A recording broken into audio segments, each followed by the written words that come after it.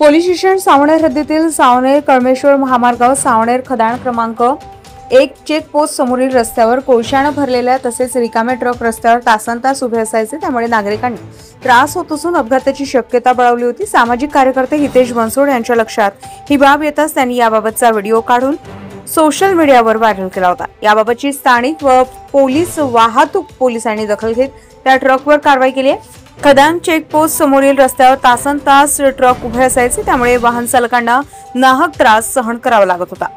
हा वाहतुकीचा मार्ग असल्याने रस्त्यावर उभ्या असलेल्या ट्रकांमुळे मोठा धोका होण्याची शक्यता नाकारता येत नव्हती। याकडे पोलीस प्रशासनाचे मात्र दुर्लक्ष होते। सावनेर कळमेश्वर या मार्गावर वाहतुकीची नेहमीच वर्दळ असते। सावनेर जवळून काही अंतरावर कोळसा खदान क्रमांक 1 चा चेक पोस्ट आहे। या चेक पोस्ट समोरील रस्त्यावर कोळशाने भरले तसेच काही रिकामे ट्रक तासनतास उभे असायचे, त्यामुळे समोरून येणारे वाहन दिसून येत नसल्यामुळे अपघात होण्याची दाट शक्यता निर्माण झाली होती। याआधी येथे लहान सहान अपघात झाल्याची घटना घडल्या।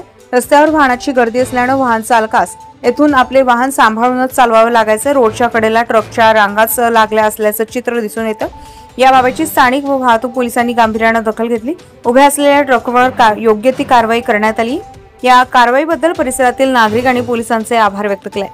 गजा महाराष्ट्र 24 न्यूज करिता सावनेरहून आमचे प्रतिनिधी किशोर गणवीर, नागपूर।